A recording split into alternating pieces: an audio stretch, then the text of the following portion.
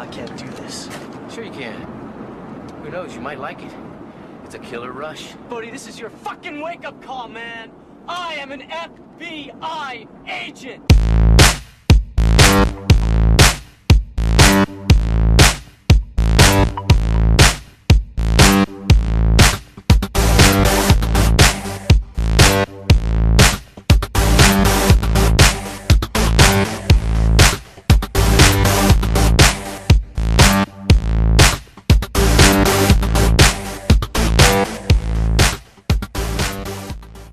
Yo, what's going on, guys? Welcome back to this week's episode of Zach and Jay's Ticket Stubs podcast. I am, of course, one of your hosts. I am Jay. Zach, how are you doing?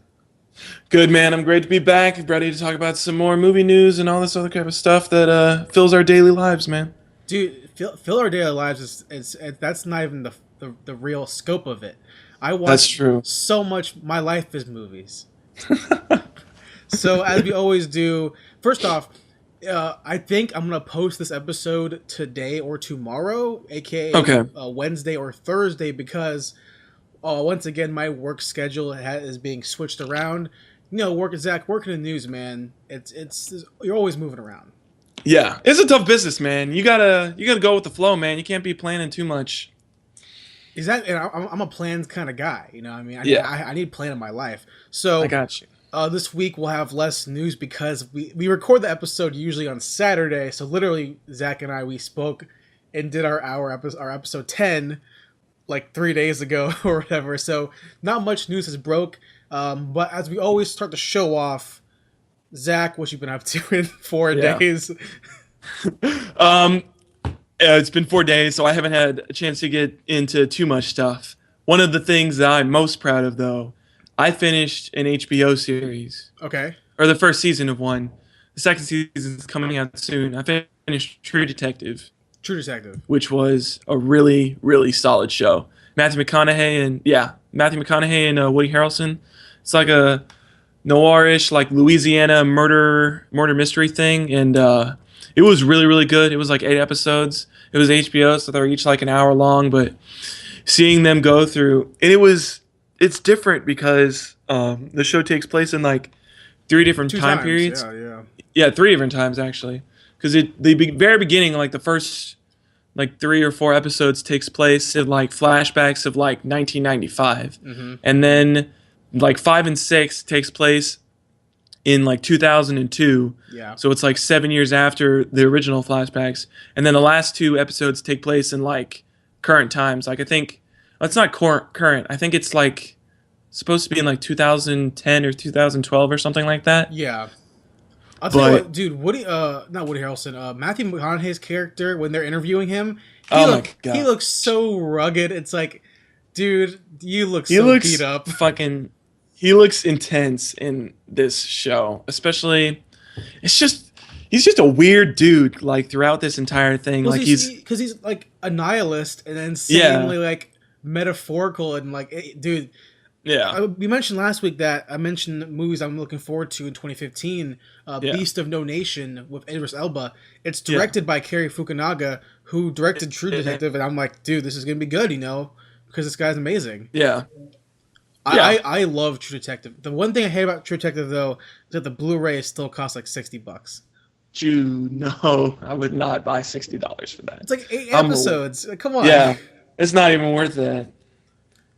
But I think it's a super great series. That's why they're making a season 2 of it. But season two, I'm less excited for, only because I mean Justin Lin from Fast and Furious fame, and Star Trek 3, he's going to be directing 2 episodes of it in the first episode 1 and 2, which is cool. I'm excited to see what he can do with this kind of noir mystery. Yeah, and it has who's in it? Actors in it? It's got Colin Farrell and Colin Farrell. Vince Vaughn is in it. Yeah, well, Vince Vaughn's a villain in that, I'm pretty sure. Don't fuck Vince Vaughn, okay? I know Vince Vaughn did dramatic acting before all this comedy stuff, but in the past 10 years, he has made back-to-back shit movies. That's true. The Internship. Didn't watch it because it looked like shit. Like, I don't think I've laughed at a Vince Vaughn movie since Dodgeball. That's a great movie. That's a great movie, but everything since then, I don't like Wedding Crashers. I like I don't really like Dodgeball. Chargers. Old School is good. But Old School's good. Everything since then, like what shit movies? Can I really expect him to be a great? Like you bring me Woody Harrelson, who's been on his roll the past few years. And you bring in Matthew McConaughey, who's been the same thing. You know, whether it's Interstellar or even Killer Joe or Mud or whatever it may be. Yeah, you have a standard set so high, and if it's Colin Farrell, I like Colin Farrell a lot. Oh, you're lagging a little bit. He does really good stuff. I enjoy his work. Yeah, I know. You are too. I don't know what's going on. But yeah, Colin Farrell. I mean, he's Minority Report. I thought he was great in Minority Report. Yeah, he was really good. I mean, granted, his character dies, but whatever. But I mean, what else has Colin Farrell been in? A Phone Booth. He was in that SWAT. Seven Psychopaths movie. I haven't seen that movie. I haven't seen that yet either, but I'm pretty sure that's got Woody Harrelson in it too. Isn't that just the sequel to Red? I don't think so. But Red, that movie looks. Does Seven Psychopaths have Ryan Reynolds in it? No, it's the one it's got Christopher Walken, and Colin Farrell and some other people. Colin Farrell and not Woody Harrelson. Christopher Walken were the only names that like really stuck out to me from that movie. But I remember seeing the trailer for that movie, and I felt like the same time period that Red came out with Bruce Willis. And all the old assassins or whatever. And I was like, this looks stupid. I'm not gonna watch that movie. So I didn't watch either of them. Yeah. But True Detective's good though. I liked it a lot. You liked it a lot? Yeah, I enjoyed it a lot. I really liked it. The ending was solid for me. I just thought it was really good. I'm excited to see what they do with season 2. I just can't remember who the other detective's gonna be with Colin Farrell. Because it's not Vince Vaughn. It's somebody else. I just can't remember who. Maybe it's a solo story, maybe it's just one guy. I don't know. Maybe. It could be. What else have you been watching, man? Anything else? In 4 days. I watched Willy Wonka. Which one? And the 80 one. The one from the Gene the Gene Wilder one, the best one. Okay, yeah. Well, I think the Johnny Depp one that's Charlie and Chocolate Factory, right? Yeah. That movie, I didn't even watch that one because I remember I watched like a part of it. Yeah. So you watched a part of it? How was it? The Charlie and the Chocolate Factory one was... I didn't enjoy it at all. Okay. It was just Tim Burton? It was Tim Burton. The Oompa Loompas looked weird as hell. Johnny Depp was just being Johnny Depp, being creepy as fuck whenever he's not boring. Being Captain Jack Sparrow. But I don't know. I just didn't enjoy it at all. Like I heard that the one that Johnny Depp did was supposed to be like truer to the book, I guess, but I just didn't enjoy it as much as I enjoyed Gene Wilder. Yeah, because you have the Willy Wonka and Chocolate like the movie.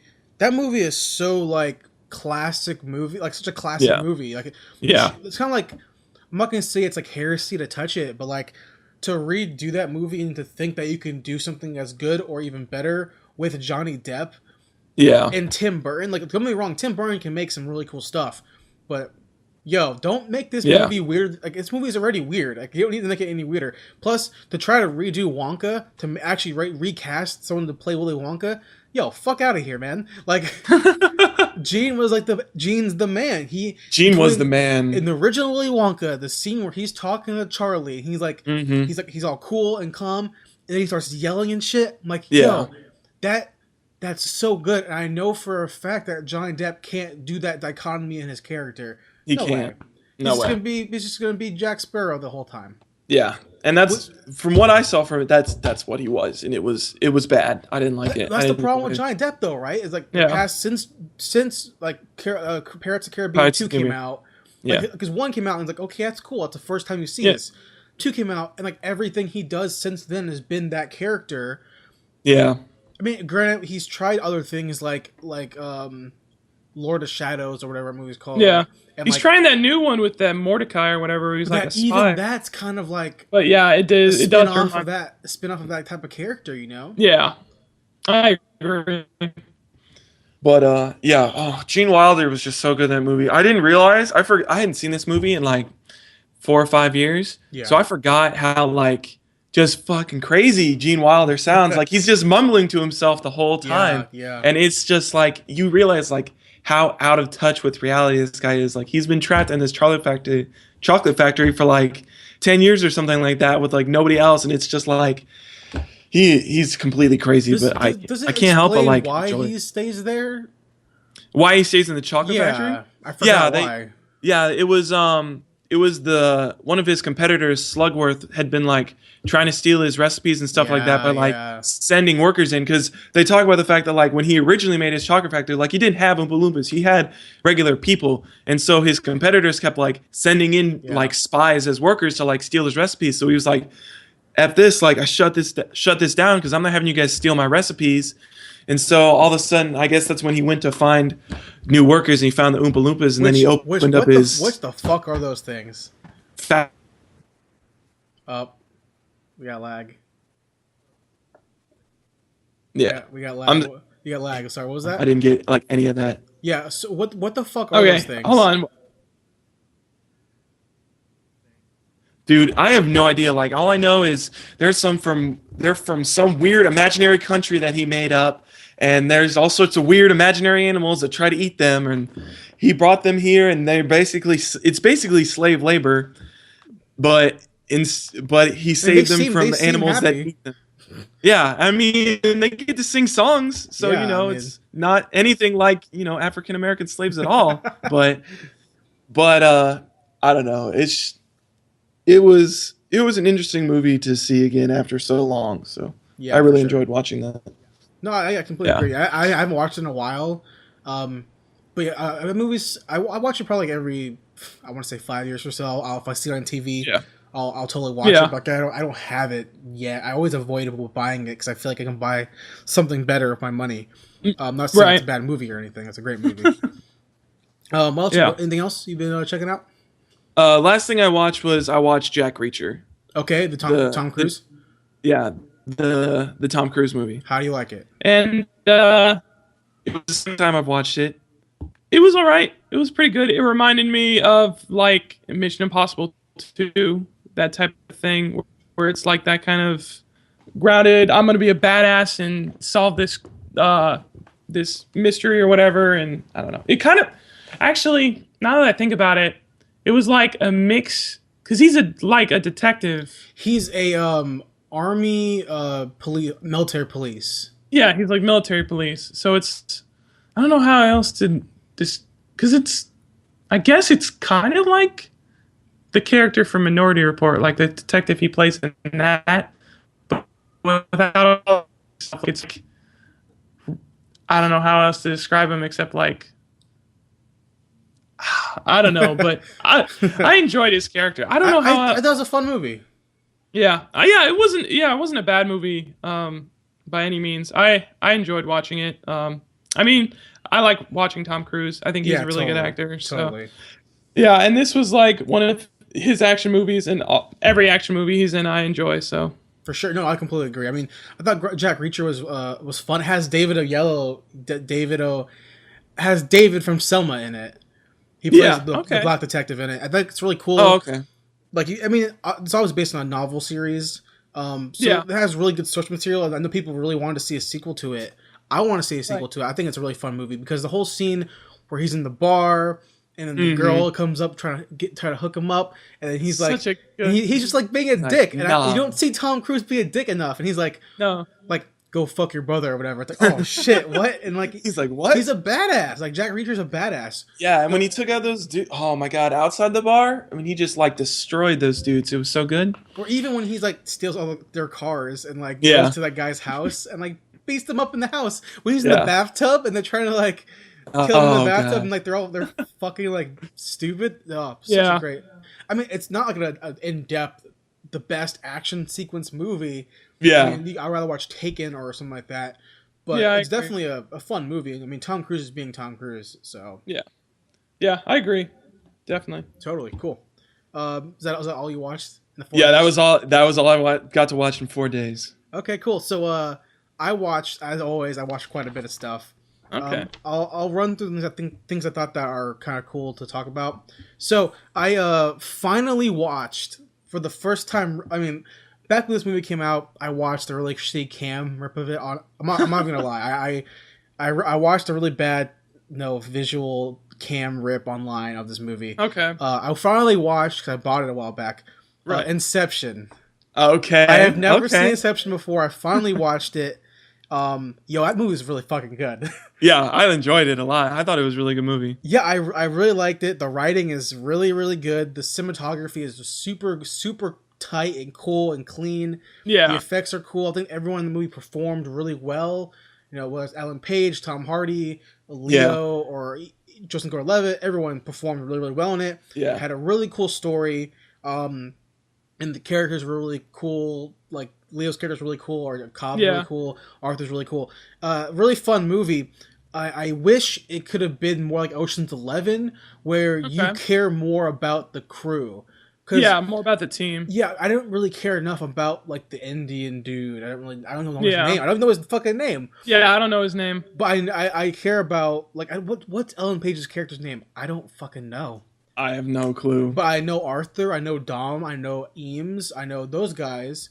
But I don't know anyone else. I know Sato or Sako is what's his face is so Ken Watanabe's character. I think the movie is really cool. And how they tied in the cinematography with how all the dream stuff worked. That was really fun, really cool. But that leads me to ask you, Zach, because you like Christopher Nolan. I'm not the biggest Nolan fan. I do enjoy Christopher Nolan. I think he has some really solid movies. Is this movie, Inception, his best movie? Ooh. That's hard, because I actually really like one of his earlier movies, Insomnia. With Al Pacino. Al Pacino. That's a remake. It's so good. Yeah, I thought that was a really solid movie. I thought that was one of his best with Pacino. Yes, on Netflix. On Netflix, yeah. On Inception is up there. Yeah. See, I haven't seen. Yes. Hold on, you're lagging. Yeah, hold on. All right, go ahead. Okay. No, you were gonna what was it? You said you hadn't seen something? Oh, I mean, I haven't seen I don't think I've seen all his movies. I don't think. I mean, I've seen Insomnia, I've seen Inception now, I've seen all the Batman movies. I've seen Interstellar. Am I missing something? Not seen it. See, I haven't seen all his movies, but I've seen a few of them. Like I haven't seen Memento yet. Oh, that's Christopher Nolan? Yeah, that's Nolan. That's one of his earlier ones. It's like movie. That's a good movie. And then I saw which was a really good movie. Which with one? Hugh Jackman, the Magician movie with Hugh Jackman and Christian Bale. Yeah, The Prestige. Okay, yeah. Yeah. That's a really solid movie too. That might be my favorite movie of his, I think. Yeah. I don't know. All the movies that I watch of him besides the Dark Knight Rises, because that movie was a piece of crap. But all the ones that I have seen from him, like I don't know about Interstellar because I haven't seen Interstellar. But all the ones I have seen, I really enjoy. Like I really enjoy Insomnia and Prestige and Inception and the Dark Knight and Batman and all that stuff. Like they're all really, really solid movies to me. So I don't know. It's hard for me to really pick, but I don't know. I think his best this is my opinion, obviously. I think his best movie is The Prestige, probably, or Memento. One of those two. I think his best, like his most well-written, fun movie is Inception. I mean, I would agree with one of his funnest movies was probably Inception. Yeah, or Batman Begins. One of those two. It has ninjas in it, so. Yeah. Oh yeah, Ninjas League of Shadows, man. Has Liam Neeson as Resident Evil in it too. So. Yeah. So I watched Inception. I liked it a lot. Yeah. I really enjoyed it. What'd you think? What'd you think of the end? Was he drinking or was he away? Oh, so you're lagging. Sorry, hold on. Oh, am I good? You're good now. What's up? Okay, so what did you think at the end? Like, did you think he was Did you think he was still dreaming or no? I think there's no real way to tell, because with all the rules that they established about how to tell, and who knows that his totem could have fallen over a second later. We don't know. It starts wobbling, but I think what's really important is that Dom Cobb's character says fuck it. You know what I mean? Like fuck it. Like I don't even care anymore. I want to see my family. And I think for all purposes necessary, I think that's real. I don't think he's in a dream. Yeah. Because I think he worked his ass off and did something that's quote unquote impossible and risked his entire team's lives. To do it. And I think he succeeded, because why else wouldn't he have What other scene? I mean, the people were saying that, like, I read like theories about after I finished it. Right. They're saying, like, people were looking at him when he's walking through the airport, but it's like, I don't know. One guy did. I don't think so. Yeah. So I really think, me personally, I think he's fine. Mm-hmm. Because I think he's fine. I think he's fine. Okay. No, I mean, I know Nolan said that, this is a while back I heard this, that he might possibly do Inception 2. If the script allowed it, like if he had ideas. Would he like make that. it? Would he bring it back a new? Would he bring back the old cast, or would he do a new cast? I don't think he ever said anything. But I do know that the original cast has signed on already for a sequel if they do one. Oh, okay. But I actually know I'll be okay with that. So I don't think Leo DiCaprio's ever done a sequel before. I don't think he's done a sequel before. I don't think he has either. But I think it'd be really cool to actually show a different team. Yeah. To not, because, like, I mean, if the first movie's Inception, I don't want them to do Inception again. Like, I don't want them to actually, the goal be Inception. I don't want that to happen again. Right. I want it to be a different, like, just Extraction or something, but a really hard Extraction. Yeah. Or something like that. I agree. It would be cool to have the same team back, because they would have more of a bond. I love Ellen Page as a character, even though I don't know her name. I think she's really cool. I want to see his father-in-law go into Michael Caine. I want to see him do it, though, because apparently he's a really good architect. No, fuck it. I want to see Dom be an architect. Apparently in that movie, he was like one of the best. Before and he couldn't do anything because of his wife. Yeah, so I want to. He should be fine now. The guilt is gone. I want to see him architect. Ooh, dude, that'd be rad. That'd be sick. That'd be rad. I'd be down for that. I watched Inception. That's that. Okay. I rewatched a movie, one of my favorite movies of 2014. I've been saying this for like weeks. Okay. Whiplash. Okay. I rewatched it, and it's so fucking great. It's good. If I made a top 10 list for 2014, this would totally be number 2 or 3. Yeah. This movie is so good. The writing, the directing, the score, the editing, especially the acting. I mean, Miles Teller and J.K. Simmons are so great in it. Right. And the soundtrack's super, super great. I'm not a jazz fan by any means. I've always really kind of been annoyed by jazz. But I downloaded this soundtrack. Yo, that's fucking good. Like, it's rad. It's a good soundtrack. This movie is so insanely fun. And the weirdest sense of the word, like, because it's not like, it's like, oh yeah, we're just playing music. Like, no, it's a drama. It's a cat and mouse game between this young boy and then this old guy who's like, trying to push his students to the max. But is he just sadistic, or is he actually trying to help them? And the payoff is, like, in my opinion, and I think this is pretty much the general feeling of the movie, is that at the end of the movie, you really feel like this guy is just trying to make everyone as best as he could be, just in really harsh ways. But it's a great movie. I loved it a lot. I'm so excited for it to come out in Blu-ray next month so I can buy it. Yeah, that's awesome. I watched that, and then I watched, speaking of indie films, because this is also an independent film from last year, I watched, again, for the second time, I watched Locke, which is the movie of Tom Hardy about the guy in his car. It takes place all in his car, and just him getting phone calls, trying to, like, figure out his life. Because he gets a woman pregnant, he has to call his wife and be like, "Hey, I cheated on you. That was one time." And then there's a big job thing happening the next day. He has to skip on because the woman he got pregnant is having a baby the next day. Oh, and it's just this dramatic movie about this guy's life just falling apart, taking place in like, not really real time, but kind of real time. Like, just in one car, just in his car. Like, that's it. Yeah, nowhere else. Wow. And it's just like phone call after phone call, and like, Tom Hardy is quickly becoming my favorite actor in 2014, 2015. Yeah. He's like so versatile, and he's in this movie, he is like nothing I've seen him do before. Like, his voice, his demeanor, everything about him is completely different, and it's like so like brilliant and fun. And it's a different take on a movie. I liked it a lot. And the writing's really, really, really well done too. So I watched that's Locke. And then I watched John Wick with Keanu Reeves. Okay. I heard that movie was really, really good. This movie, Zach, is fucking awesome. Yeah, I heard it was really, really solid. It's like, Keanu Reeves has been off the radar for a while. Yeah. He did 47 Ronin, which is like, people didn't like it. I thought it was a fun movie. Yeah. But John Wick, when the trailer came out, I was like, this movie's going to be good. This movie's gonna be so good. And then watching it, this is my third time watching it. Yeah. Fuck, this movie's awesome, dude. It's just this dude. It's like kind of like Taken. What Taken did back in like when it came out. John Wick is doing the same thing. It's like high octane, intense action, fun. Just assassins doing assassin things. Keanu Reeves at the top of his game since The Matrix. You know. Yeah. Just him fucking killing it, man. I can't tell you how much this movie is good and how much fun this movie is. I think everyone should watch it.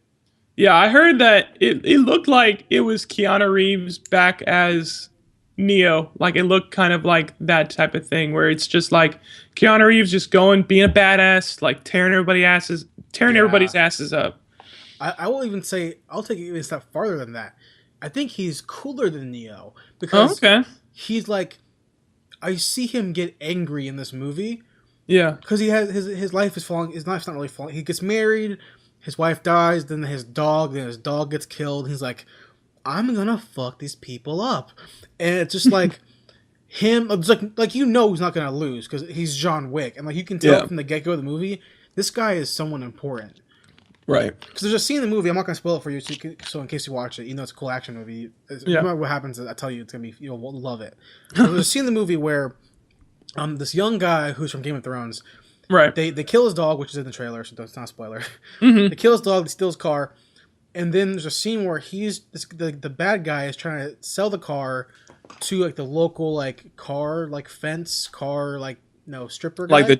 like the chop shop. Kind of like that, yeah, but like a higher like level of chop shop. Okay. And it's John Leguizamo, I believe. Yeah. And they're trying to sell the car to him, and then the guy like recognizes the car as John Wick's car. Mm-hmm. He's like, because like they're like sort of friends. Because like the whole town knows John Wick is a hitman, pretty much. Okay. But like they're fine with it, because he retired. Right. So in this scene, the guy's like, "Where'd you get that car from? Where'd you get that car from?" He's like, "Oh, it's just it's some guy. Don't worry about it." Mm-hmm. Did you kill him? No, I didn't fucking kill him. And then the John Leguizamo's character slaps the shit out of him. And because the guy who steals the car is like the son of like the big mob boss, right? Right. So he's super like entitled and stuff like that. Like, you can't touch me. My dad's the mob boss. My dad owns you. Yeah. And the guy's like, you don't fucking own me. I work with your dad. Yeah. He's like, oh, I want to tell my dad about you, like a little bitch. Uh-huh. So the guy's dad calls him and says, I heard you hit my son. And then he says, yeah, because he stole John Wick's car and killed his dog. And then the dad says, oh, okay. And it hangs up the phone. It's like okay. He fucking knows that John Wick is not someone you fuck with. Yeah. And then proceeds like a 2-hour long ass whooping. It's so good. Oh, so Zach, you gotta watch it, man. Oh, yeah, I'll probably watch that. It sounds really good. It's so fun, man. There's a scene where I'm not trying to spoil it for you. But like there's a scene where John Wick, he's busting through his club and he's like just like tearing through the levels of the club, like killing everybody, right? Right. So he can kill the guy that killed his dog. And then there's a scene where he's like shooting this guy, and then his gun runs out of ammo. So he kicks the guy into a pillar, like a wall, like a pillar, like in a club. Mm-hmm. And like he reloads the gun, just like kind of like hanging out there, like slowly, like casually reloading the gun. Then shoots him right in the fucking head. It's like, oh my god, it's such a fun movie. So good, so good. That sounds good. So I'm gonna keep raving on to that. But the next movie I did watch for the first time ever. Actually, it's the first time I've seen this movie. Okay. I've never seen it before. I know a lot of people really like it, but Looper. Okay. I've never seen it before. Haven't seen Looper yet either. It's a fun science fiction movie, you know. Okay. It's Justin Gordon-Levitt, Bruce Willis, Jeff Daniels. Okay. I think it's a comic book movie. I think. Is it? I think so. But it's a really fun science fiction movie. A really cool twist and plot line. Has Emily Blunt in it, and she's really good in it. Yeah, it's definitely a cool movie. You know, it's a little one-off here and there that you can check out sometime. It's fun. I enjoyed it for what it was. Not groundbreaking science fiction like people would say Interstellar is. Yeah, but it's definitely an action science fiction movie. That's a good time. Okay. And the last thing I watched, I'm currently also watching The Drop, which is James Gandolfini and Tom Hardy. Okay. I haven't finished it yet because I watched the movie we were talking about today. But the last movie I Right. did watch, I texted you about last night. Uh-huh. I watched finally the Grand Budapest Hotel. Uh-huh. Your choice of 2014 Best Picture, Wes Anderson's movie. Zach. Uh-huh. Zach. Uh-huh. This movie is okay. I mean, I will say this outright. I thoroughly enjoyed this movie. This Yeah. movie is not for everybody. Yeah, it's not. You know, I felt like it's not a bad movie by any means. Yeah. But I felt like the storytelling was lacking. I felt like the storytelling was mediocre. Okay. I felt like the story and the writing was mediocre. And I think a lot of people, cause I don't think this, like the Godfather has amazing writing. Right. And storytelling. Yes. This movie, I'm not trying to compare like they're similar, but when it comes to writing level, this movie, the writing is not to that level. Right. Even with the humor in it, which is still fine, but like even with the storytelling, which to me I'm a big fan of storytelling. Yes. Right? So I feel like this movie doesn't have a good storytelling like script or screenplay or whatever, and the jokes were like okay. But I feel like a lot of people who really like his movies, especially this particular movie, don't look at the storytelling because they think the quirky, whimsical visuals like make up for it. And it's like, to me personally, as a fan of writing, like I like story-driven things. Right. That's why I like a lot of gangster stuff, because it's all about story. Yeah. To me, the visuals don't make up for a half-assed script. And to me, this felt not complete. It felt like Wes Anderson was just trying to make it something quirky, which he does, which is fine. That's his aesthetic. But I feel like the whole plot line of this movie was kind of just like falling apart at the seams. And he thought that if I had a cool ski scene in it, it's going to make up for it. But to me, it didn't.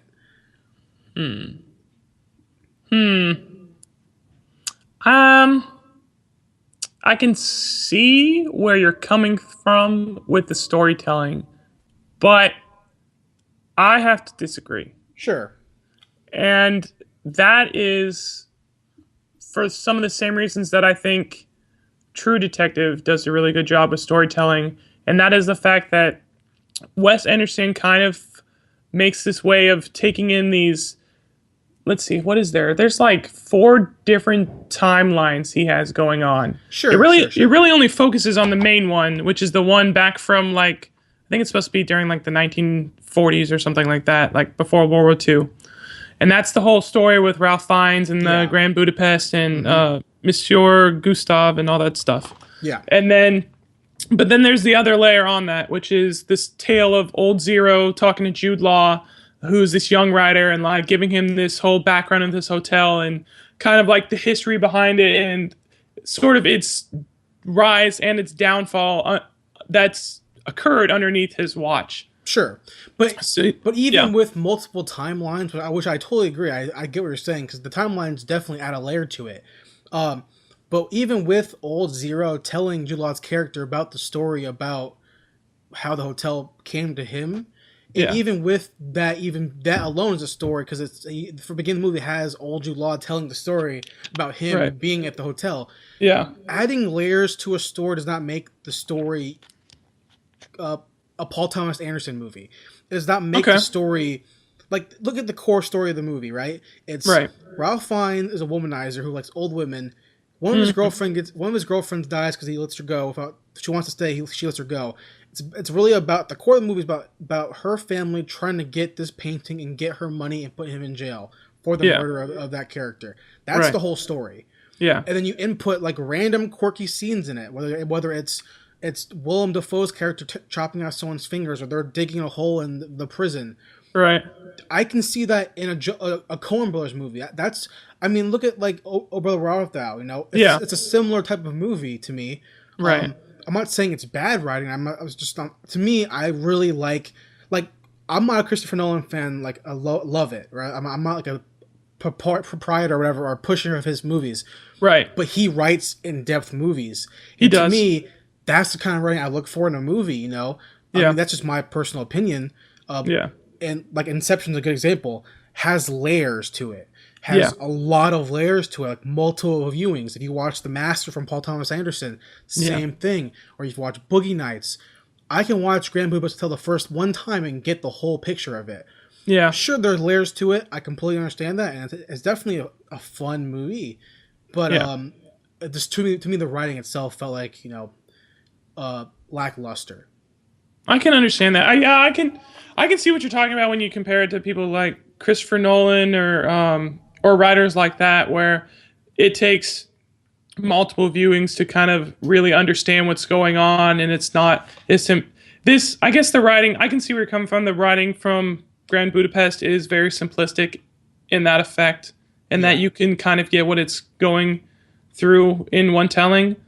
But I don't know. There's something that kind of appeals to me about that. Oh, totally, sure. I completely get it. I mean, I'm not trying to shit on this movie, Yeah. Because I think it's definitely an okay movie. But the one thing I like a lot about this movie, I mentioned this on our episode about us talking about who should win Best Direction. Yes. I still think that Wes Anderson, even though I don't think his writing is amazing, I do think he should still win Best Direction because I think this movie has amazing cinematography in it. Yes. Not saying the shots are like super groundbreaking because they're totally not groundbreaking shots, but the way that he has a lot of tracking shots and like a lot of pull-ins and zooms and a lot of symmetry with those shots, I think is really well done. And like his color choice is again super quirky and whimsical, which is fine, and cool and visually pleasing. But I really liked his cinematography with the tracking shots a lot. I agree. I totally agree. Like in that movie, it's very similar to what's it called? Like it's who's the guy? Edgar Wright. It's very similar to Edgar Wright because Edgar Wright is a big fan of entrance with comedy, where it's like characters will enter from the left, enter from the top, enter from the bottom. And in this movie, Wes Anderson has a lot of tracking shots where you have Gustav's character get out of a car, and then it'll track him walking into the house, and then track him walking across the balcony, and then track with him walking towards the door. And like a lot of really cool, interesting ways to do like from point A to point B shots, and a lot of cool looking shots for sure. I agree. Yeah. So that's my I don't get this indie film segment of the show. Okay. Is that it? Or... Yeah, that's all I've been. That's all I watched in the past 4 days. All right. That's quite a bit more. That's quite a bit more than what I had. I'm gonna have to catch up. Well, I watch a lot of movies, Zach. You know that. Yeah, that's true. You do. I get off of work, I watch movies. I go before work, I watch movies. I pound like after this show, I'm gonna watch more movies. But that leads us into our next segment of the episode, which is our news segment, which does not have terribly too much stuff. Zach, what you got for me, man? One of the first things that I have, which is probably something that I saw that made me the most excited when I saw it, The Gunman has a new trailer up. Yeah, and I didn't watch it looks pretty sick. I didn't watch it, man. I enjoyed it. I don't know, man. I liked it. I liked the first trailer a lot. Yeah. Like the first. We talked about this last week. It looks really cool. Yeah. It looks really fun. It looks really action packed and like a good time. Yeah. I just didn't watch this trailer. Was anything new in it or? There was some new shots and stuff like that. I mean, a lot of it was, a little recycled from the first trailer, but I mean, they do that a lot. Yeah, they do that a lot, but they had some new shots in there and a little more backstory into what it's actually about. So, yeah, I enjoyed it a lot. I'm really excited for it. With an action movie, you don't want to recycle. Recycling is fine because you don't want to give away all the cool action sequences in the movie, you know? Yeah, definitely. Because it's like nowadays, either you give away too much of the plot or you give away all the cool scenes. You don't want to do that. Or even with comedies, you give away all the funny parts. Yeah, you give away all the funny stuff, yeah. I don't know what it is with companies giving away all the best parts of their movie before the movie even comes out. It's because they want to stop marketing, I guess, you know what I mean? Yeah. For me, though, I saw that article. I didn't watch the trailer for it. The biggest piece of news for me is that Gareth Evans says on Twitter, this is a tweet, Gareth Evans is the director of The Raid and The Raid 2. Okay. And the writer. Says on Twitter that The Raid 3 will not be out until 2018 or 2019. Yeah. He tweeted, and this is, I quote, The Raid 3 isn't going to be happening anytime soon. Ideas in my head, nothing written, no set date, 2018/2019 possibly, end quote. That's a fucking bummer, man. Because that is... To give me the third part of this movie, like potentially the final part of the movie, right, for 3 years from now, oh, man. People aren't even going to remember when it comes out. They'll have to re-remember what the Raid was even about. I think hardcore fans will still know. Yeah. I think indie fans will still know. I think the general public that might have went and saw the Raid will forget, but I think the film critics will be looking out for it 100%. Yeah. I mean, I know I will be, and it's I get it. Give it, like, don't want to fatigue the market. You want to take a little break. Right. Make sure you have a good script, because like this series is progressively getting more and more gangster like, more Goodfellas like, more Godfather like, you know, with the level of writing, and which is great. Right. And how you get to figure out how you can top the brutal that is the Raid 2. Yeah. Which is, I'm fine with that. I get it. It's very similar to how I feel about Planet of the Apes being, 2017 release. Okay. It's like that's so far away because the last one was so good. Yeah. I have to kind of commend them for actually having like the mental strength to be like, we need to push this off a little bit, because that is one of the things. I probably shouldn't get into this because this doesn't have to deal with movies, but it's one of the things that I'm going to get into because I feel like this could easily translate over to movies. Sure. And it's going on with what's happening with the video game industry and this Call of Duty like aspect that the industry is having, with blockbusters pumping out sequels every year after year after year, and they're progressively getting worse and worse because they're not putting the amount of time into it that they originally did with their old stuff. And I feel like that's happening a lot with movies nowadays. Like, you're seeing all these different series of movies coming out, and the only way that they can find to get more time for each movie is to split it into like 3 different parts, like the Hunger Games or Harry Potter or something like that. Yeah, Divergent or Twilight or something like that, where you have to split what is supposed to be like a 3-movie thing into like 4 or 5 movies. You have to add an extra movie on there because you're not getting enough time to tell the whole story in the amount of movies that it should take. I totally agree with you 100%. I think what's worse than that, though, is what you mentioned the first part, is this very, like, we have to have a yearly installment. Yeah. And to me, I mean, obviously movies take longer than a year to shoot, edit, whatever. So, like, it's like a 1.5 year basis. But for me, though, it's this Transformers. It's you have every other year, pumping out a Transformers movie, and they're getting shittier and shittier, but they're still making tons of money, so they're still going to do it. But on the same side of that argument, right, Marvel is a proprietor. I keep saying proprietor.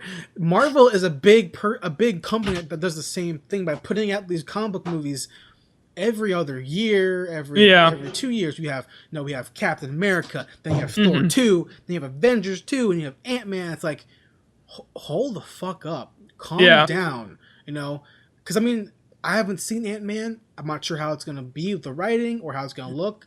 Right. But it looks rough in the trailer. Like, some parts look rough. Yeah. Like, take your time, make it good. I know you're trying to ride your coattails. Ride your own coattails to make money. And I completely understand that. But Rise of the Planet of the Apes, right? Right. And Dawn of the Planet of the Apes or whatever. Yeah. That sequel made so much money.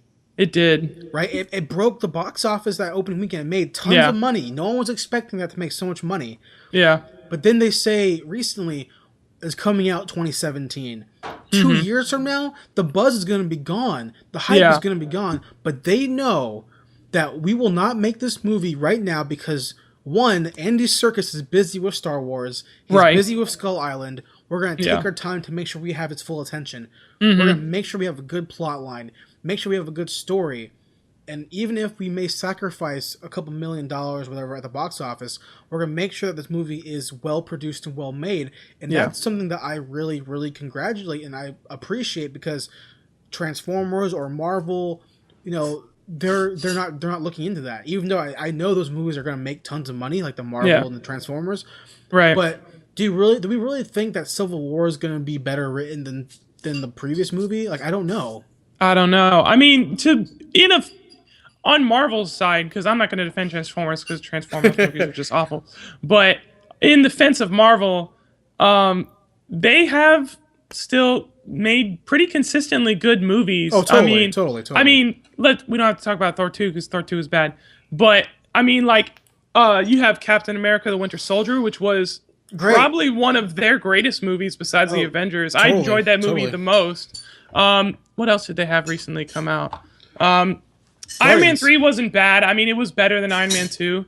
What else did you say? Guardians, yeah. Oh, yeah, Guardians. Yeah, Guardians was good. I mean, Guardians was... I enjoyed them actually doing Guardians a lot more than I think I enjoyed them doing anything else because it was an experiment on their part and they actually took a risk on that because nobody knew who the Guardians was. Now, I'm excited to see if they can do the same thing with Inhumans because I think Inhumans has a chance to be way, way better than Guardians of the Galaxy could ever be because Inhumans are just... They're a lot more intense. Like, they're not the typical Marvel team in that they're not like... let's make jokes and action humor all the time. Like, the Inhumans are a really intense group, and so I'm excited to see what they do with that.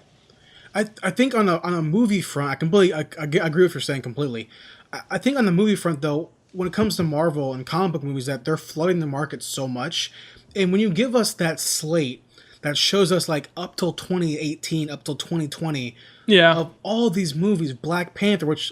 Hold on, I'm fucking excited for Black Panther. But I'm so down for Black Panther. You have Black Panther, you have Agents of S.H.I.E.L.D., you have Daredevil, you have Agent Carter, you have the Luke Cage thing coming out or whatever, or you have Inhumans, Thor 3, Captain America 3, Iron Man 4 or whatever. Captain Marvel. It's like, hold the phone. Hold up a second.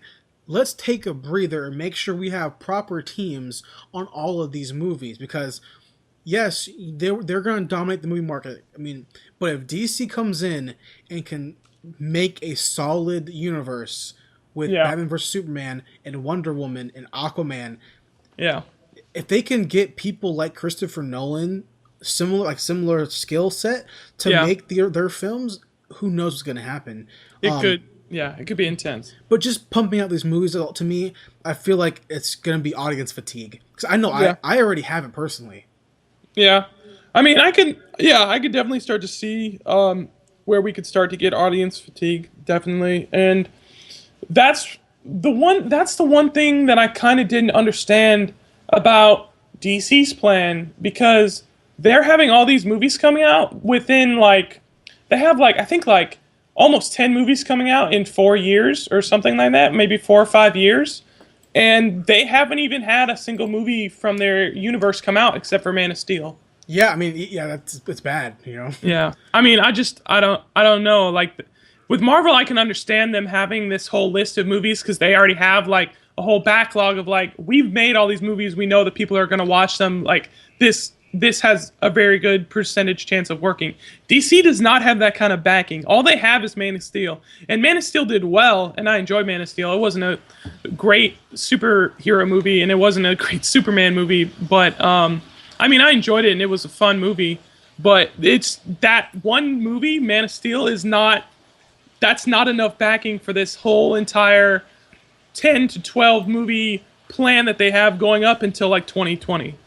It's bad too because DC. I mean, I'm looking at the slate right now, and it's Batman vs Superman 2016, Suicide Squad 2016, Wonder Woman 2017, Justice League Part 1 2017, The Flash 2018, Aquaman 2018, Shazam 2019, Justice League Part 2 2019, Cyborg 2020, Green Lantern 2020. That's too fucking much. Yeah, that's too fucking much. I mean, it's the same thing on Marvel's side. Too much, in my opinion. You know, it's like. A few years ago, back when Jason Statham was making a movie twice a year, it seemed like. And they all seem like the same fucking movie.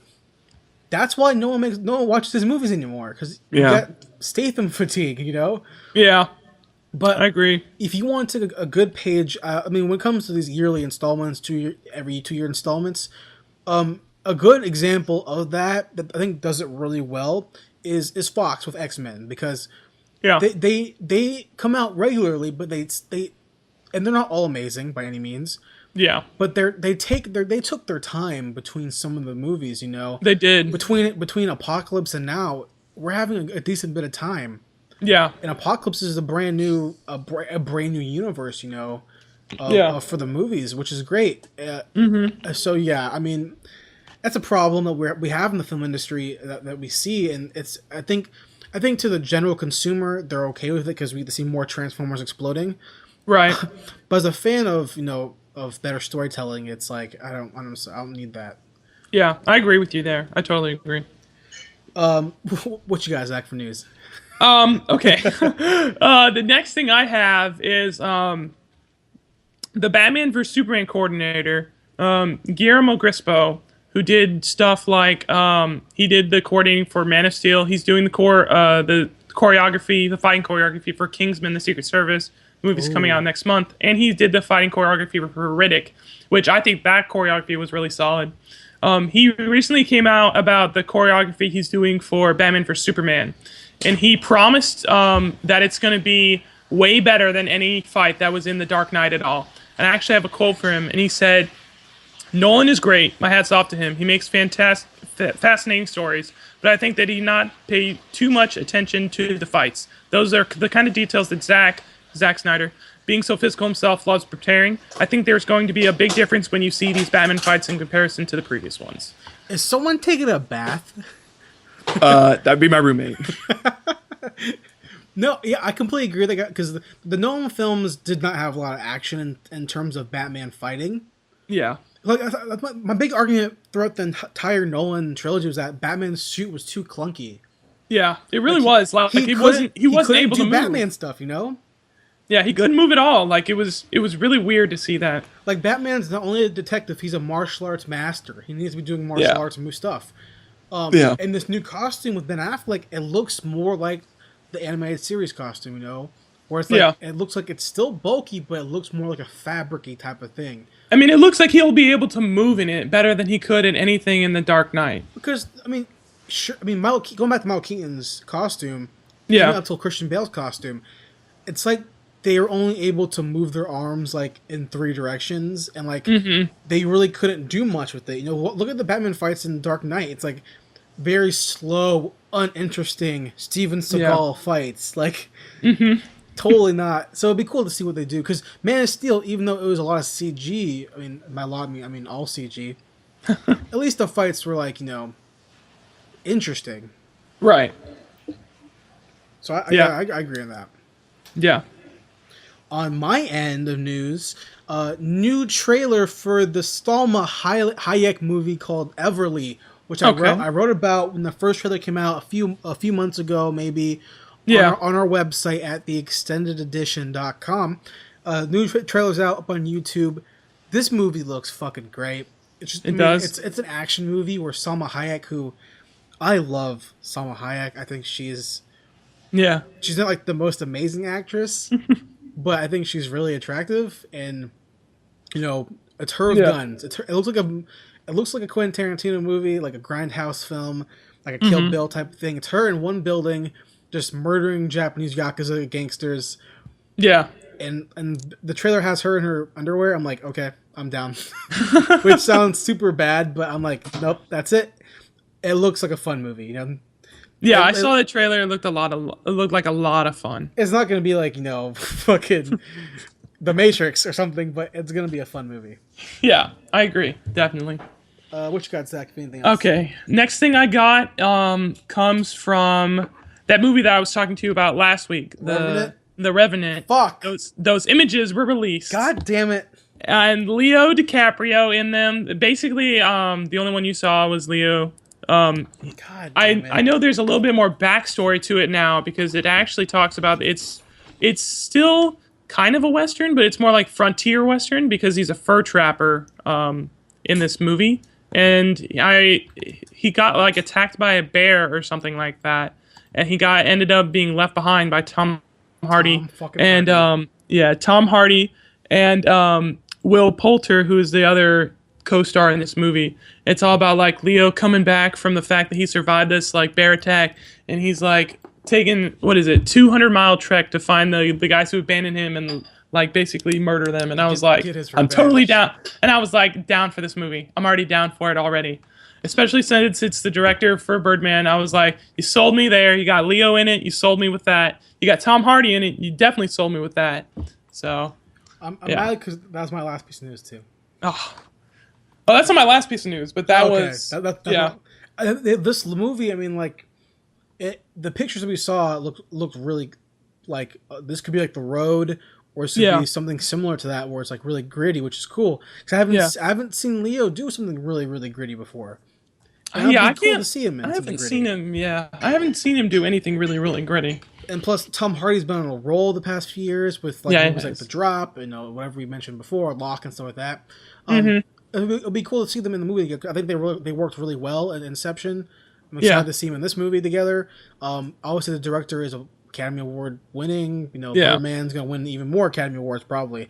And it's a Western, and I love Westerns, so I'm interested in it for sure. Yeah. I'm definitely down for it. Oh, plus I read an article too that apparently it's an experiment because he's only using natural light. Oh, okay. So they're using zero artificial light, so they only have a few hours a day to shoot the movie. Wow. So he's like going balls deep. Like this should look like, it's gonna be like a dark film. I'm down for that. Like that literally awesome. a dark film. Yeah. So I have no more news, awesome. By the way. So whatever you have next, go for it. Okay. Let's see. I only have two. Let's see. Yeah, I have two more things. Okay, cool. First one, I just want to touch on this. I don't really know if you want to talk about it or not, but sure. the Deadpool movie is starting to film in March. And yeah, so I mean, obviously it should. I was kind of expecting this because it's supposed to come out in 2016. It's supposed to come out like right after Apocalypse. So yeah, it's gonna start filming in the next 2 months, and we'll be getting ready. Is this Marvel or is this Fox? This is the Fox. Okay. This is Fox's take on because it's their retake because they already messed it up once, so hopefully they don't mess it up again. But they won't. I hope they realize that everybody hated what they did the first time, so they learn. They gave. I mean, everyone was so worried about this past X-Men movie. And people really wanted Matthew Vaughn to come back to do it so he could do like he did First Class. Yeah. But Bryan Singer came in and fucking slayed it. Yeah. So whoever is directing this movie, I'm not sure who it's going to be if they have anyone next.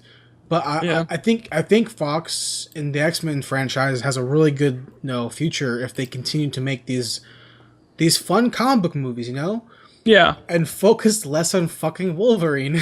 I'm excited to see them not have a movie that focuses clearly on Wolverine only. But this will only be the second movie that does that. But even Fox though, Fox is taking their sweet time, which is I'm so down for. Yeah. We already have a greenlit Gambit movie. We already have Apocalypse. So after Apocalypse, we're going to assume there's going to be more movies. So it's like, God, stop making comic book movies. Make original shit. Yeah, it's just all based on comic books right now. But I mean, that's what's selling, man. Or novels. Yeah, or novels.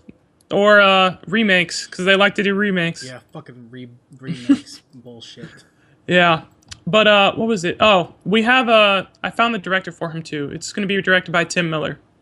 What has he done? Do you know who he's done? I've never heard of. I've never heard of him. Let me see. Miller? Tim. Is this it? Scott, is this what? No, he didn't do. He did Scott. He did Scott Pilgrim. That's Edgar Wright. Pilgrim. No, he's done 2 shorts and he hasn't done fucking it. He hasn't done anything. Zach, by the way, we discovered that at the same time. Yeah. Oh God. This guy's done 2 short films. He's written some stuff. He's produced some stuff. He's produced the same stuff he's written. Oh, he did visual effects for Scott Pilgrim. Okay. He worked at Blur Studio. Oh no, I can't watch this movie. He was a second unit director for Thor: The Dark World. It's over. This movie's gonna be garbage. No. But he did do the title sequence to The Girl with the Dragon Tattoo. That's a really sweet title. That is. Just saying. Oh. Okay. What else you got? The last piece of news I have, last thing that came up on my radar is Ben Affleck is set to appear. Well, it's rumored that he's going to appear in Suicide Squad. as Bruce Wayne, basically. I don't think he's going to be appearing as Batman. I just think that's too soon, and he's too busy with Batman vs Superman. Unless it's going to be like a quick, like, what is it, post-credit scene or something like that. I don't think he'll be Batman. Yeah. They're showing up too much now. It's like you expect every movie to have it as comic book movie related. Yeah, now I have to watch credits all the time because if I don't, I might miss one. I just don't watch it. I don't care. Yeah. Well, there's that too. I just skip it and go online the next day and see a review of it. Yeah. But yeah, I'm excited to see what they actually do with him, and I really do hope they just keep him as Bruce Wayne, because even as Bruce Wayne, because Amanda Waller already knows. I'm assuming if he's going to be in there, it's going to be him interacting with Amanda Waller, because they have a really interesting relationship in the comics, which you know about. But I don't know. I mean, I'm actually more excited because I'm not worried at all about Ben Affleck being Batman. Yeah. I'm not worried at all about him in the costume. Yeah. My first issue about any Batman when they're cast is, can they be Bruce Wayne? Can they be Bruce Wayne? Exactly. Yeah. Like, people hate George Clooney and his Batman. I think he was a good Bruce Wayne. He was a good Bruce Wayne. I liked Val. Yeah, Val Kilmer was great. Yeah. He's a little too metaphorical for Bruce Wayne. Yeah. But he was great. You know, I think Ben Affleck comes from a great comedy background, but he would be a great Bruce Wayne, you know? Yeah. So, I think he would too. For sure. I'm totally down for him to be Bruce Wayne. And, I mean, having him in both of these kind of Marvel movies, basically one after another, because it's going to be Batman vs Superman, and then Suicide Squad is going to come out 3 months later. Movies. Yeah, I mean DC movies. What'd I say? Marvel? Yeah. Oh, my bad. You're good. But yeah, to see those when bringing that a little bit more of that parallel and getting people to be like, these are similar building movies. Universe. Yeah, they are trying to build this universe. I'm totally down for it.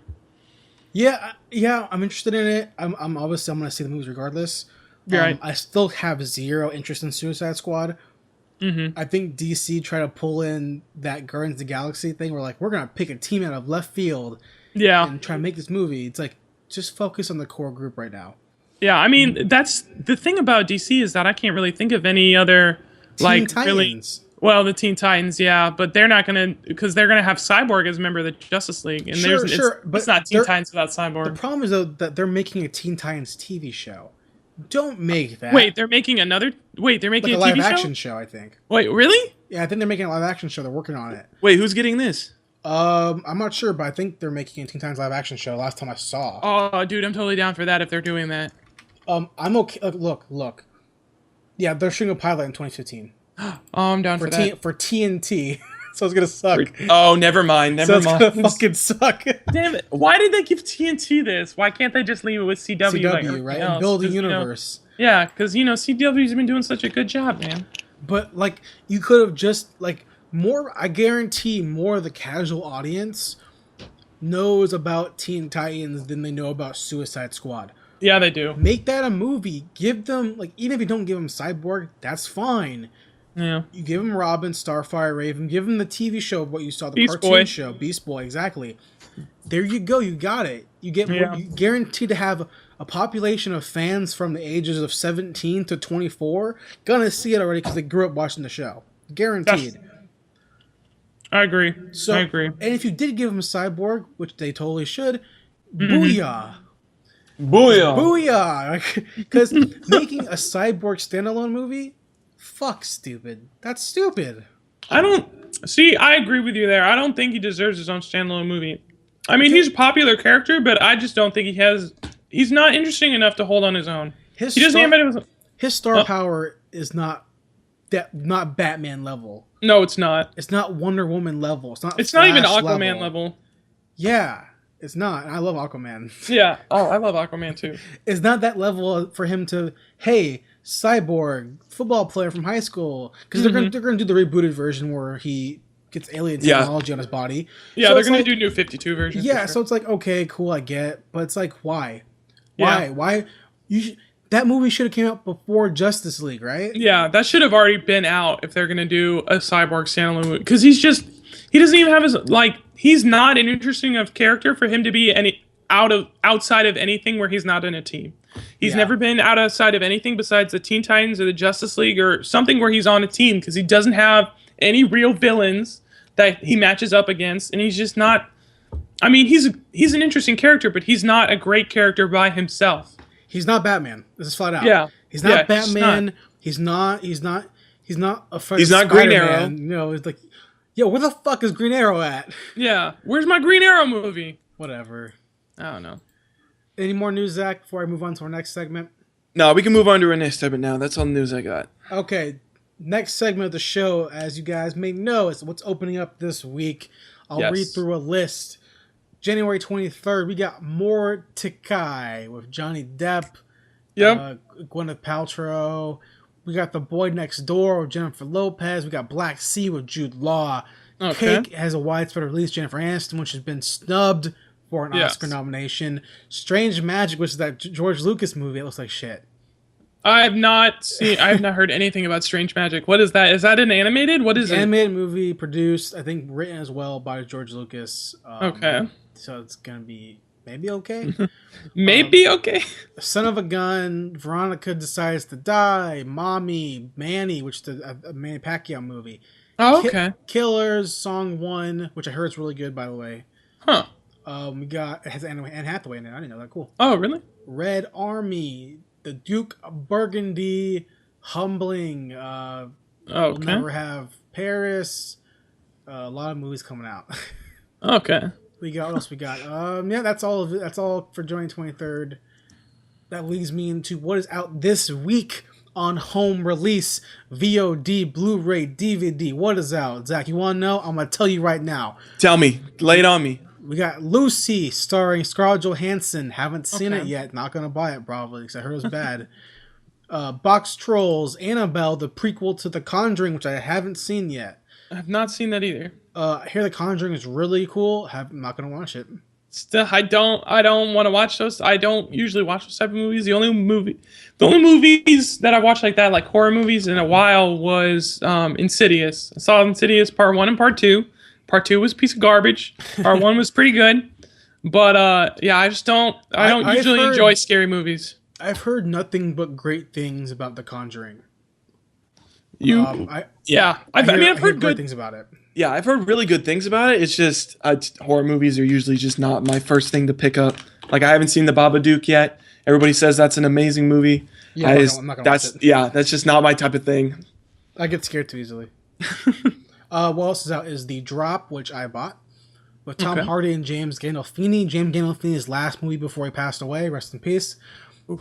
The Zero Theorem, Gone Girl, Walk Amongst the Tombstones, and some other movies that came out last week as well. But most of this week is just Lucy, Box Trolls, Annabelle, The Drop. Yeah. That leads us to our final segment of the show. Yes. Hold on. First off, before we move on to our next segment, which is our next segment is our discussion about a movie we watched this week or something like that. Right. But before we move on to that topic, Zach, okay. I wanted to ask you about this, in case you heard this news or not. Okay. About American Sniper. Go on. How it made opening weekend. Oh, yeah. $89 million. Yeah, it blew away everybody's box. It blew away not only everybody's expectations for what it would make, it blew out like every single box office record that's like ever been set in January ever. And then for the extended weekend, I think it made like $170 million or something like that. Some shit like that. From what I read, that it made more money than its competitors and the Oscars combined. Yeah, it made a crazy amount of money. Everybody I know went to go see this movie. I have not seen it yet. Yeah. I don't know. I don't know what deserves $89 million out the gate for the weekend. I mean, it's America. You know, I get it. I'm sure it's a great movie. You wrote a review about it. You praised it. I did. I also did not praise it in certain areas. I did not expect $170-some million for an extended weekend opening. Yeah, I didn't expect it either. That was crazy to see those numbers. But that's fucking insane. I mean, it's a decent movie, and it's America. So America, everybody's gonna go see it. But that's crazy. I think the saddest part though about this news story is that excuse me, is that it broke all the records for January. Excuse me, Jesus.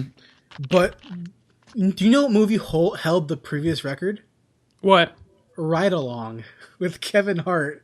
Oh, and God. Ice Cube had, or Ice T, or Ice Cube. Which one is it? It's Cube. Ice Cube. That movie had the previous record for biggest box office in January. So I'm happy that the American Sniper beat that. Yeah, beat that. But it's even better. Is that Ride Along, the record, when it held the record for biggest opening box office in January, it only made $40 million.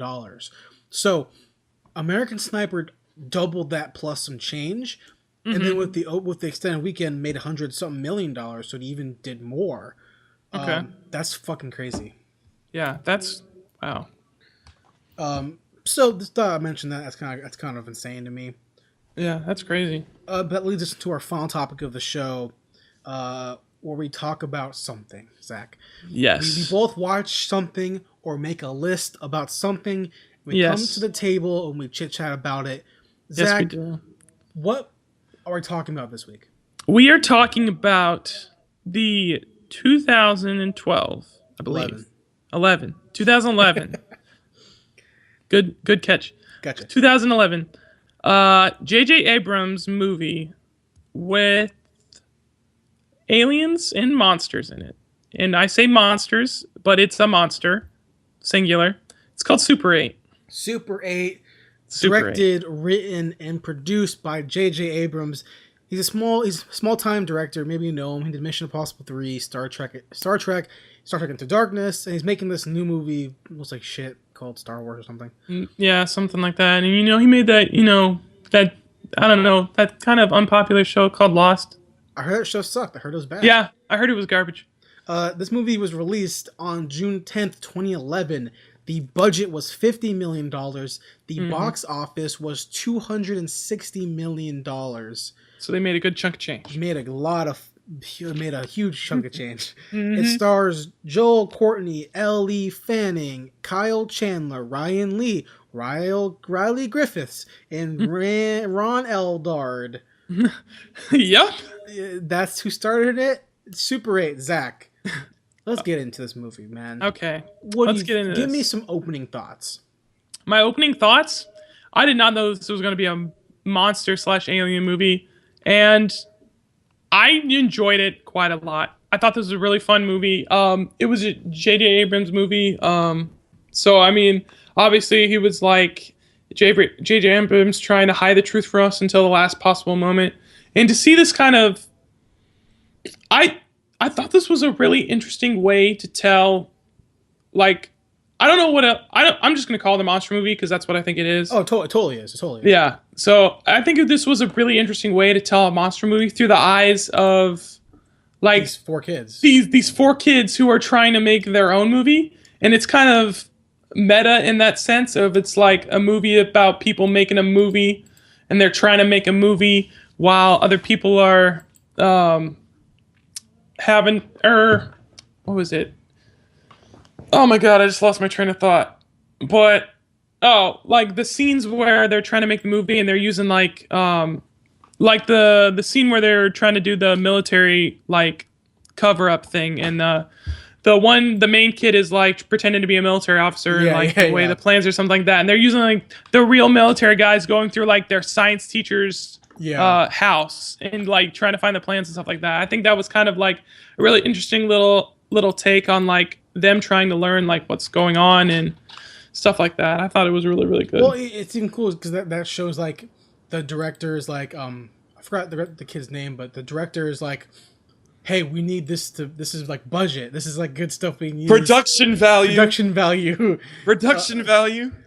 Yeah, I had never seen this movie before. It's my first time watching it. Yeah, I was too. And yeah, I really like this movie a lot, Yeah, I really enjoyed it. This movie is really, really fun and really, really well done. And I mean, it's JJ Abrams making a fun movie. And, and from the get-go, this movie, people told me this movie was bad. I don't know why they told me this movie was bad. I don't know. I know. I heard people before tell me that this movie was bad too. And I don't know why. I thought it was a really, really good movie. Yeah, I thought this movie was awesome. And I'll tell you why it's awesome, because it in my opinion, and I think JJ Abrams would agree if he was asked about this at some point, is that this movie is not only a great science fiction movie and a thriller movie, which but it's an homage to the 80s kids movies about kids doing shit. Mm-hmm. It's an homage to movies like The Goonies. Yes. Where if you look at the cast of this movie, look at the cast of The Goonies, the fat kid is so similar to each other. Do the truffle shuffle. The main character, Joe, is so similar to the main character of The Goonies, kind of a timid guy. Yeah. Sean Astin's character in The Goonies. There's no big brother, Josh Brolin, but he's a timid character. It's about kids going on this insane adventure inside their town where they're forced to deal with something. Yeah. It's insane. It's pretty much like it's exactly that same train of thought as The Goonies and movies like that. I agree. That's awesome. It's a fun time, Yeah. It was a really, really fun movie. I thought, going along with that of the Trail of the Goonies, taking that kind of mindset and adding this sort of extra dimension with this whole sci-fi aliens and the cover up of the military and all this type of stuff, all these extra stuff that JJ Abrams added to this movie, I thought made it added a whole new dimension to why this movie was it was so good. Completely agree. Yeah, I mean, this movie, the shots were really good, well done. Yes, the writing was really good, and what I love the most about this movie, besides the fact that it's just a fun movie, is that the usually kid actors suck. Yes, I agree. And this movie, they didn't suck. No, they didn't. They were really good. Now, I don't remember all their names. I remember Charles, Joe. I remember Carrie, Joe, Martin, maybe. Martin, yeah, I remember Martin, and then the girl was Alice. Alice. And that's you remember more than me because I remembered Martin, Joe, and Alice. That's all I got. Yeah, no, Joe and Charles. Charles is the fat kid. Joe's the main character. Yeah. Alice is Ellie Fanning, the girl interest in the movie. Yeah. There's the math geek kid. Martin, Carrie, the kid that likes the bombs and stuff. Yeah. And the kid actors did really well in this movie. They don't suck. They're infinitely better than the Goonies actors are. Yes. If you're trying to compare it to the Goonies. But you take this JJ Abrams, the script that's super, super well refined and well done and well written, and you combine it with this children's action story, adventure story, and it worked so well, So when people told me this movie was bad, I kind of I'm not gonna watch it. I regret not seeing the movie when it came out. This movie was super fun. Yeah, and, it's really, really fun. It's fun seeing my favorite part of the movie besides the alien part I don't care about. Whatever, he's an alien. The animation is fine, but what I love about this movie so much, besides just the fact that they're making a movie, I think that's really cool. It's whenever the kids freak out and they start cussing and stuff. Oh my god! I think it's so fun because the fat guy, Charles, the fat kid, he's so bossy. Oh my god! He's such an asshole. Yeah, he's such an asshole, and it's just fun to see all of them interact because all the characters in the movie, whether it's the math geek and then they're all best friends, right? And they all serve a purpose and they all kind of fit so well together as a unit. And it was a really kind of cool story to see Alice and Joe kind of slowly, progressively fall into love, crush, whatever you want to call it. Yeah. It's nice kind of coming of age, hey, I like you, you like me, the world's we're gonna die because it's alien. Yeah. It was really because this huge alien's gonna kill us. Yeah, it was really kind of cute, and that alien was brutal, Dude, I'll talk about that later about the alien, but yeah, he looked awesome when I could see him. Well, I mean, he fucking murdered the shit out of the colonel. Oh yeah, oh my god, he smashed his head. Oh my god, it was so good. He destroyed all those military guys. The one guy was with the scene on the bus. Yeah, and he told them to go. I can't remember if he said he was going to shoot him with a trank or a track. A tranker. A tranker. No, it's a tracker. Yeah, I was a tracker. I've never heard of that, but he was like, "Where do you want me to?" And as soon as he said shoot, the alien comes up and grabs him and like pulls him into the nothingness. And I was like, "That's sick as fuck." Well, even like, it's even worse. The same scenes where like the bus driver's leg is caught. He's like, "My leg's caught," and then the fucking alien smashes him. Yeah, just smashes and then the him. alien smashes the colonel's head, and the blood splatters in the freaking window. You know, this alien's not nice. He's pissed off. You know. Yeah, he's been stuck on this planet without his little Rubik's cubes for like 30 years or something. Yeah, and again, this movie, I think this movie does really well is that the relationships between everyone is written so fun. Like, and like, Joe and his dad have a restraining relationship because of the death of his mother. Yeah. And you see the dichotomy between Joe's family and Charles's family, which is this big family that they're so big and they're always crazy. And then you go to Joseph's house and it's like super quiet and no one's there. Dead. And you go over to Alice's house where it's like her and her dad, and her dad's a drunk and it's kind of a shitty life. Yeah, it caused Joe's mom's death and all that other stuff. Not really caused it, but he called out, and then he called out, and she took a shift, and she actually dies. Yeah, and that causes a strain between Joe's dad and Alice's dad, which causes a strain between Alice and Joe.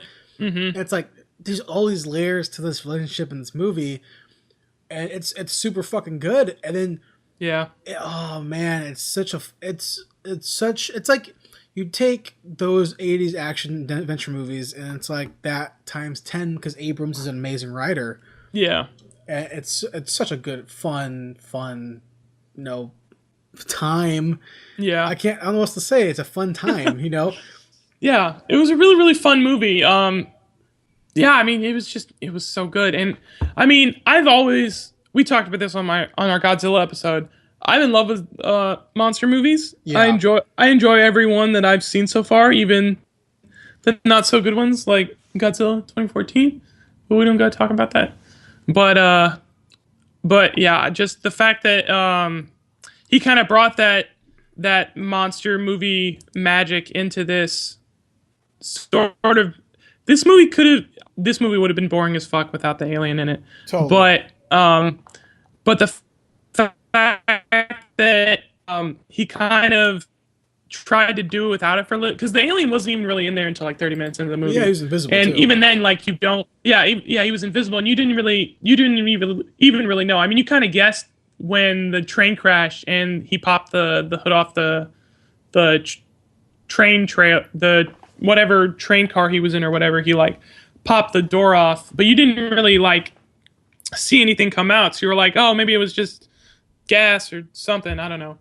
And then you see that part with the sheriff, and you see he has like, I didn't know, because you see the sheriff in the gas station, and like the trash can light comes flying out, and I didn't know if that was just because of he just pushed it out of the way, or if he had like some sort of like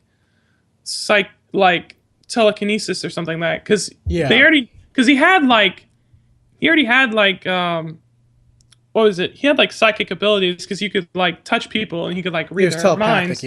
Yeah. So I didn't know if he had like other mind abilities or if it was just like he was just really fucking strong and just decided to fling that garbage. Hold on. Speaking about that particular thing. Yeah. When the train crashes, right? Right. Is that whole sequence is it the alien that's making everything go shit, or is it just the crash? I think it was just the crash. Like, holy fucking shit, that was a huge crash. Yeah, like, that was a huge as fuck. One truck makes the entire thing. Like, dude, Zach, rewatch that scene, man.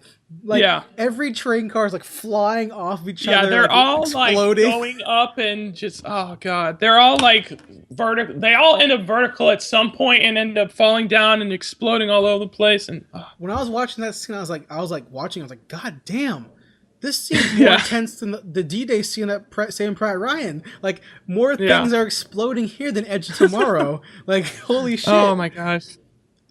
Yeah, but, I mean, I couldn't tell if it was the alien or if it was just the crash. Yeah, I think it was just the crash because the alien was just like stuck in that train car. Also, okay, hold on. Yeah. Okay. The train crashed because their teacher, who's a scientist who worked with the alien back on the military base before he's discharged, He Right. takes his truck and then drives it along to free the alien and smashing it into the train. Yes. What was your plan? How? I don't know. What was the thinking fuck there? his That plan? was gonna work? You really think your train crashing was like? I imagine the train would just smash the shit out of the truck and then keep driving. That's what should have happened. wasn't Like that it big didn't of a make truck. didn't make any sense. And then the truck did like completely disintegrate.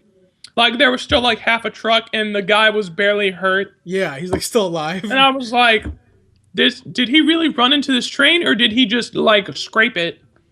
But watching that scene though, which I thought was really well done, and Yeah. as to the intensity of the movie, I'm fine with it. But when I was watching it, right, when I started watching the movie, I was like, okay, it's JJ Abrams, okay, it's science fiction, okay, cool. I see 0 lens flares. What? This is JJ Abrams. Where are the lens flares at? And then this That gas station scene though. and this scene happens with the explosion. I'm like, this is JJ Abrams. Yeah. I was like, this is Abrams. I can tell. There we go. Flat out. They were Abrams explosions for sure. How do you feel about the relationship between Alice and Joe? I don't know. It didn't make any sense to me, to be You don't honest. think so? Like just the fact that I don't know. It didn't make any sense for me for them to have a relationship. I mean, I understand why he was infatuated with her because she's a pretty girl, and obviously when they're doing the scene, like she's a good actor or a good actress, and most guys are just suckers for actresses in general. So it makes sense to me like why he's infatuated with her. What I don't get is why she's infatuated with him. Like it's Joe. Like he has no selling points whatsoever. Like he's just depressed all the time about his models. Dude, man, he builds some sick ass models, but that don't make up for the fact that he's always depressed about the fact that his mom died, and his dad thinks that he should be sent off to a summer camp because he doesn't want to deal with him. I get what you're saying. I really like their relationship a lot. I think it's super cute because oh yeah, it's cute. It's definitely cute. Obviously, though we didn't see that because like, I mean, when they first mentioned that Alice was going to come film with them, Joe was like, "You asked her? Who'd you ask? You asked Alice? Oh no!" Like, so obviously that there's been talk about Alice amongst Joe and Charles prior. Like, obviously that like Joe has a crush on her already. But she's an older girl. You know, she's like this pretty blonde, older than they are. But when it comes to her liking him, I think I couldn't tell if it was like, hey, I'm Alice. I like you because my dad kills your mom. Like, pseudo killed your mom. Because I don't think it was like, hey, come to my dirty ass room and look at all my cool Detective Comics posted on the wall, my Batman comics on the wall. Look at my sweet trains. All my cool models, man. All my sweet trains and my monsters, man. Like, look at my sweet trains, man. Like, I don't think that's what gets the not super older. That's what gets the older girl to swoon her. Yeah, I don't think so. Look at my awesome dry brush train conductor thing. It's like, that's not how it works. Let me tell you about dry brush technique, bruh. Yeah, right? That's how you pull ladies. But even with that, level of like, oh, I don't believe that. I don't get why that's the writing. I still thought it's a really cool little, nice relationship there. Yeah. Yeah, I mean, I definitely agree. It was a nice relationship and it was a cute thing to see. And I think it definitely added like a layer to the movie that would have been missing otherwise, because we Americans are suckers for like romantic subplots in like any movie whatsoever. So, but I mean, I definitely think like it didn't feel forced as much as not when I think about it, it actually kind of was. But like in the moment, it didn't feel as forced. Like it felt kind of natural. Yeah, I have no idea why, but it did. But yeah, I agree. It was definitely an interesting part of the movie to see their relationship grow throughout it, and to see like Joe grow himself. Like Joe became a badass. Think so? Yeah. Oh yeah. Totally. Like in the beginning, he's like this. Give me your sparklers. Oh my god. What was it? He was talking to the fireworks kid. I don't remember his name, but Carrie. He was. What is it? Carrot? I think it's Carrie. I think. Carrie? I think it's. He was talking to Carrie like when they were in the cave trying to save Alice, and he was like, "Look, I'm gonna need you to stay here in about 2 minutes. I'm gonna need you to make a lot of fucking noise, but not be here anymore. Okay, you need to get the hell out of here. And he was like, what the hell are you talking about? And you already see Joe run away like into this alien's hideout like he has no fear whatsoever. And I was like, this kid is a little badass. Because Zach has to get his woman back. Yeah, he's got to do it for the lady. That's why. Gotta get his lady back.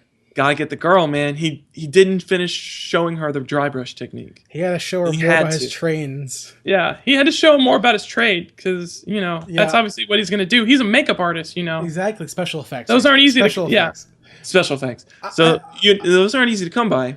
I thought, yeah, exactly. He definitely progressed as any other coming of age type of adventure story does, which is fine. That's cool. That scene with the fireworks is really cool. It is really intense. Yeah. But this is tangent off of that is that when whenever I don't like Charles the fat kid very much. Right. I think he's definitely there to play a foil to Joe's character. Yes. Which is why they're really good friends, I imagine. Yeah. But from the get-go of the movie, when the camera focus ring breaks, and they go to the camera shop, and they're talking to the guy. I fucking hate that guy. And the guy is like, cheaper to buy a new camera, man. Oh man, can you get this developed like overnight? Yeah. Asshole, no one can get it done overnight. You want to buy some pot? How's your sister doing?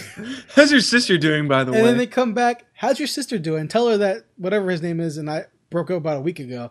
Yeah. And he's over it. He's moved on. Like, that whole scene is like, that guy was such a fucking fun part of the movie. Oh my gosh. Like the scene where the bus crashes and he pulls up and he's like, we gotta go back. You guys survived? We gotta go back go back to the town. Okay, I'm super stoned right now. Yeah. You want me to drive? And then fucking, how come every kid in that movie can drive? I know, for real. I was like, I could not drive that well when I was 12 years old. What the hell? All these kids can drive super well. Zach, what's your favorite scene of the movie, you think? Ooh, my favorite scene? Yeah. Let's see. Oh, God. If I have to pick, I would probably have to say one of my favorite ones would have been the fireworks scene. That scene was really, really good. Yeah. And especially like afterwards, like after he saves like the sheriff and them, and they're like having to be chased throughout this cave and whatnot. And you see the alien behind him, and then the sheriff is like, hey man, let's go this way. I know. And he's like, it's the other way. And he's like, no, follow me. And then he gets eaten by an alien. I was like, yeah, that's what you get. You deserve it for now listening to the kid who knows what he's doing. Yeah. My favorite scene definitely is the last scene of the movie. Okay. It's when they're in their town, and then the alien has a spaceship that he built, which is a model. Yes. And then all the metals come flying up, and then his pendant thing, rocket, pulls up and it opens, and you see the picture of him, his mom, and then baby Joe. And then his dad looks at it, and he looks at it, and then he lets it go slowly. Yo, I fucking teared up. Dude, man, that was an intense part. I teared up so bad. And then he's like, bitch, he grabs Alice's hand, and then she smiles. It's like, yes. Yeah. You won the day. You got it, Joe. You got the girl, man. Exactly. Mission accomplished. You saved the town. You moved from your past. You got the girl. That's it, man. Yeah, dude, this movie was definitely better than what I thought it was going to be. Yeah, I agree. 100%. Zach, final thoughts on Super 8. Final thoughts on Super 8. This movie was really, really good. I think it was one of JJ Abrams' best movies. I just enjoyed it a lot. This whole 1980s monster movie, I was totally down for it ever since I saw the whole train crash and I saw the alien come flying out and steal the sheriff away. So, yeah, this movie, solid movie in my opinion. I agree completely. This movie is very, very fun. It's from the start to finish. It's a lot of. It never slows down for you to take your breath. Not really. It's just going, and it does it so well. The pacing is so good. The writing is very fun. The kids are believable, which is such a big deal. The kids are believable actors, and they're good actors for their age. Even in general, they're good. And then the relationship between Joe and his father, and then the dichotomy between that and then Alice and her father, and like all these great relationships that are being built over the course of the movie, and then the monster aspect of it with the alien, and it's just a fun, like I said, it's like Goonies times 10. It's like such an advanced Goonies movie. And I love the Goonies. And I love this movie takes what I love about the Goonies and makes it even makes it modernized for 2011 or whatever. It makes it fun. It's still fun, and this is a story that we don't see very often anymore. And it was really cool to see the story being told again. And I really enjoy the movie. It's probably, flat out, it's probably my favorite Abrams movie he's ever done, because it's just so much different from everything else he does. It really is. It was really it was a step away from him from like his normal stuff. I agree. Yeah, you could totally tell that it was a passion for him, this movie, if I had to rate it, which I don't like rating movies, but totally like 7 out of 10, super good movie. 7 out of 10. I agree. Before we leave though, Zach, one little tidbit of information about Super 8 that maybe you don't know is that apparently this movie, when it was first released, people kept thinking it was either going to be a sequel or a prequel to a JJ Abrams produced monster movie called Cloverfield. Granted, the alien in Cloverfield was a lot bigger than the alien in this movie. And he was not an alien and didn't have a spaceship. Yeah, he wasn't an alien. What was he in Cloverfield? I think he was just a monster. Like, they didn't really even talk about it. They really didn't talk about him at all. I thought there was an asteroid that crashed down, and then he grew. Was it an asteroid? Yeah, I think an asteroid crashed, and then it grew in the ocean or something. I think. Yeah, probably something like that. But yeah, he wasn't like it was just like a monster. He wasn't like, he didn't have any, like, he wasn't trying to like get back to anywhere. Like, he was just bent on destruction. Like this alien, this monster in Super 8, like, he had like a purpose. And I kind of like how JJ Abrams like humanized his monster, because you usually don't see that except in like Godzilla. Well, his eyes change too when Joe's talking to him. His eyes like become less menacing and stuff, like more emotion in the eyes, which is really cool. Yeah, I agree.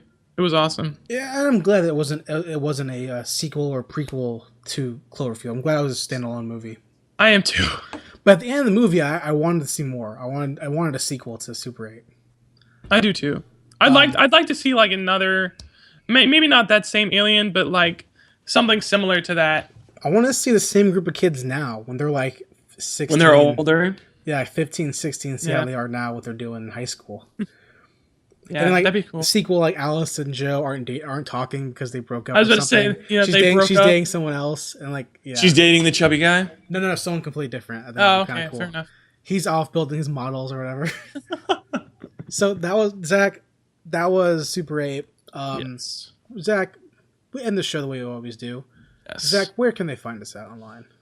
Where can they find us? They can find us numerous different places. They can find us at facebook.com / Zach and Jay's Ticket Stubs. They can find us on YouTube at Ticket Stubs or youtube.com / Ticket Stubs podcast. They can find us at Twitter at Ticket_Stubs. And you can just find us at our one and only hub for everything Ticket Stubs, theextendedition.com. Yeah, that website here is really cool over at theextendedition.com. Where you can see a bunch of cool movie news, TV news, articles, and stuff like that. Yeah, I heard it was rad. Yeah, I hear it's probably best in the nation, I think. I think so, too.